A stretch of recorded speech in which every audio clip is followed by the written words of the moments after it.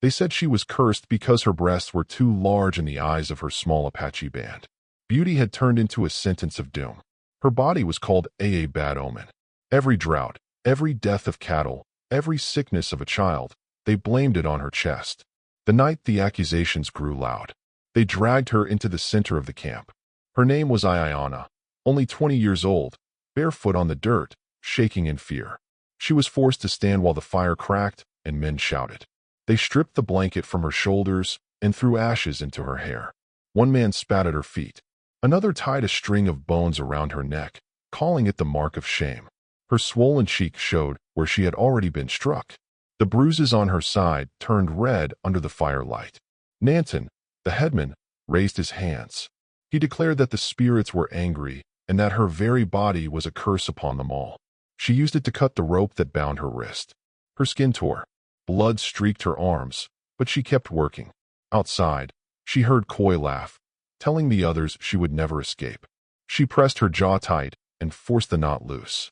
When the rope fell away, she clenched her fist. She whispered to herself that she was more than a curse. She was a woman who would not kneel. The night grew colder. The wind carried the sound of coyotes in the distance. Iona shoved the stones aside one by one. Each sound echoed like thunder in her ears. Finally, a gap opened.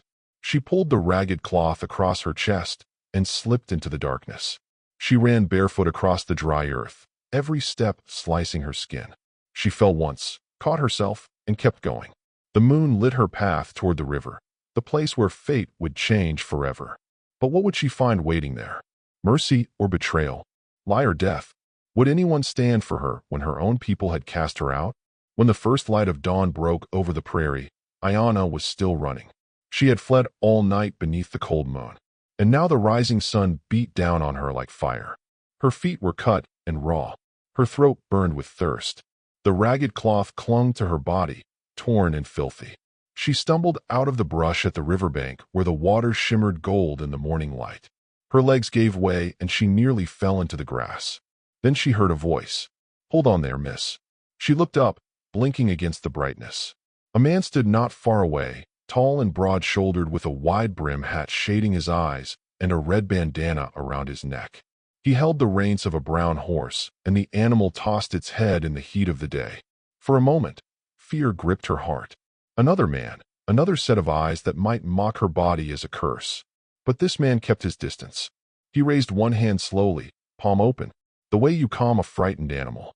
"My name is Cole," he said. "I have a ranch up the hill. You look hurt." Her knees buckled. Harlan rushed forward and caught her before she hit the dirt.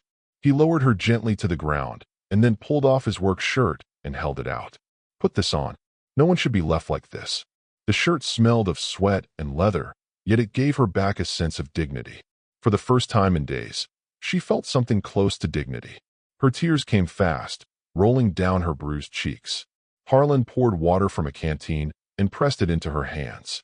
She drank greedily, the cool water easing the fire in her throat. He studied her face, the marks of pain plain to see. "You have been through hell," he said. She whispered her name. "Iona." The sound shook in the air, but he repeated it with quiet respect.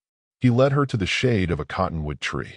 There she told him what had happened, how her people believed her body cursed, how they stripped her, mocked her, and locked her away to face the fire at sunrise. Her voice cracked, but her eyes blazed. "I had to run. If I stayed, I would be dead." Harlan clenched his jaw, anger flashing across his weathered pea. "No woman deserves that. Not ever." He cleaned her wounds with steady hands, then tied a bandage across her shoulder. "You are safe here. You promised." For the first time in her young life, she almost believed it. But safety is never simple on the frontier. And even as she sat in the shade, a shadow was moving closer through the tall grass. Someone had already found her trail. The shadow that trailed her did not wait long. As Iona sat beneath the cottonwood, catching her breath, Harlan's horse lifted its head and snorted. The man turned to his hand resting near the pistol at his hip. A figure pushed through the tall grass. It was Koi, the same cruel young man who had shoved her to the ground the night before. His eyes locked on her like a wolf spotting prey. "You thought you could run," he sneered. "You belong to us. You belong to the curse." Iona's body froze, but Harlan stepped forward. She does not belong to you or to anyone, he said firmly. Coy laughed, flashing a knife. You think you can stop me, rancher? Harlan did not draw his gun. Instead, with calm, steady hands, he coiled a rope from his belt. When Coy lunged, Harlan flicked his wrist, and the loop snapped tight around the man's arm in one pull. Coy stumbled forward and dropped the knife. The horse reared, hooves striking dirt, and Coy fell back with dust covering his face. Leave, Heron growled, but Coy spat and tried to rise again. This time it was not Harlan who moved. It was Ayanna. She seized a wooden staff leaning against the tree and struck the ground hard between them. Her voice shook but carried strength. I will not go back. Not ever. Coy's eyes widened. The woman he had mocked and beaten now stood tall, wrapped in the rancher's shirt. No longer just a victim, but a fighter. He cursed under his breath and backed away. You will regret this, he hissed. Then he disappeared into the grass, vanishing toward the camp. Silence followed. The only sound was the river and the pounding of Ayanna's heart. Heron turned to her, laying a hand gently on her shoulder. You have more courage than any of them.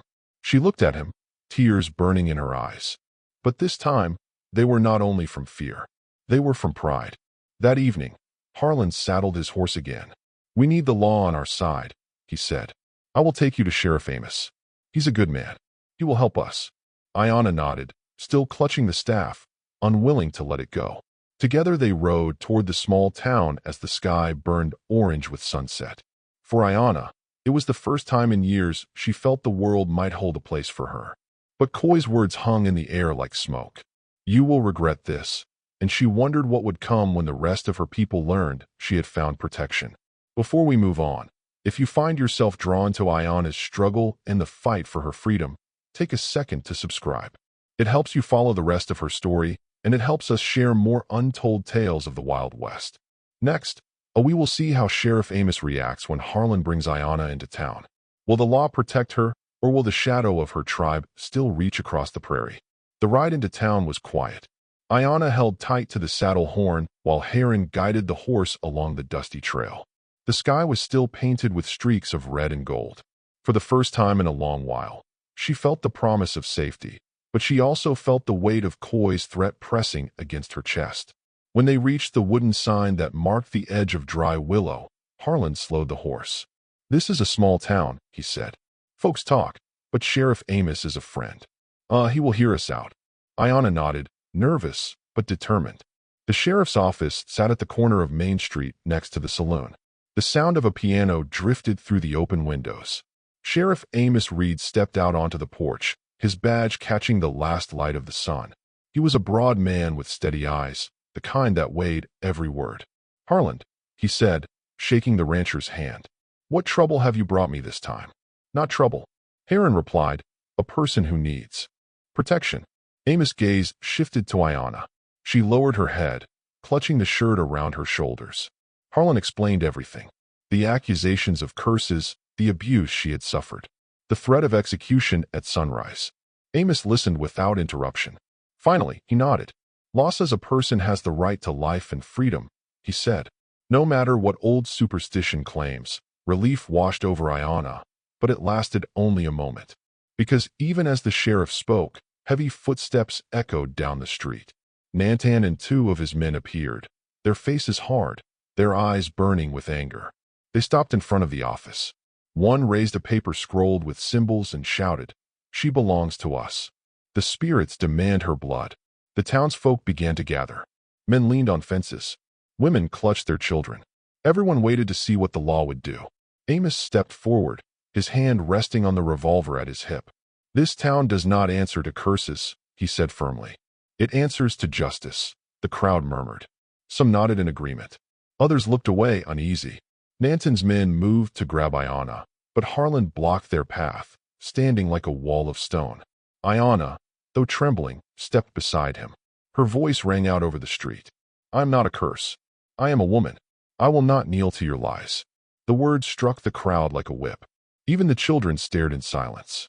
Sheriff Amos pulled the paper from Dunton's hand, crumpled it, and tossed it into the dirt. You try to touch her again, and you answer to me, he said for a heartbeat. No one moved. Then Nanton spat on the ground and turned away, his men following close behind. The tension broke, but the fear did not vanish. Because Iona knew this was not the end. It was only the beginning of a fight that could cost them everything. What will Nantan do next now that his pride has been shattered in front of the whole town? The dust settled slowly on Main Street. Nantan and his men had walked away, but their anger still hung in the air like storm clouds. Iona stood trembling beside Harlan, her chest rising with each heavy breath. The crowd began to disperse, murmuring about what they had just witnessed. For the first time, she had spoken against those who wanted her destroyed. Her voice had carried and it had been heard. Sheriff Amos placed a steady hand on Harlan's shoulder. "You will need to keep her close." And he said, "They may try again, but the law is with you." Harlan nodded. That night, back at the ranch, Iona sat near the fire wrapped in a blanket that smelled of hay and smoke. Her eyes reflected the glow of the flames. She felt the bruises on her body, but more than that, she felt the weight lifting from her spirit. For the first time in years, she believed she might have a life not shaped by fear. She looked at Harlan across the fire. This man had stood against a knife, against superstition, and against a crowd, all for her. He met her gaze and gave a small nod, as if to say she was safe, not just for tonight, but for the days to come. Seasons turned slowly on the prairie. Iona began to heal. She fed calves in the morning, planted seeds in the soil, and rode the fields with Harlan under the wide blue sky. She laughed again, a sound she thought had been lost forever. The scars on her skin remained, but they no longer told a story of shame. They told a story of survival.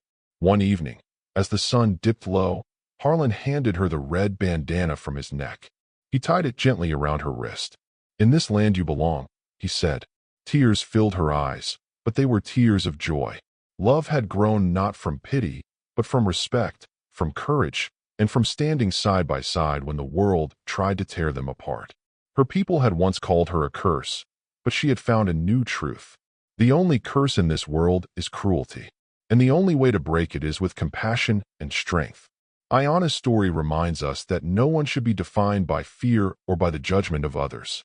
Now, it asks us a question. What would you do if you saw someone cast out and broken at the edge of a river? Would you turn away, or would you stand beside them? And another question remains. If love and courage can rise from dust and pain in the Wild West, what can they do in our lives today? If you felt the power of this story, take a moment to like this video. And if you want more stories of the Wild West, untold and unforgettable, subscribe now so you will not miss what comes next. Because the frontier was not only about guns and gold. It was about people who fought to belong, people who dared to hope, and people who chose love when hate seemed easier. And those stories deserve to live.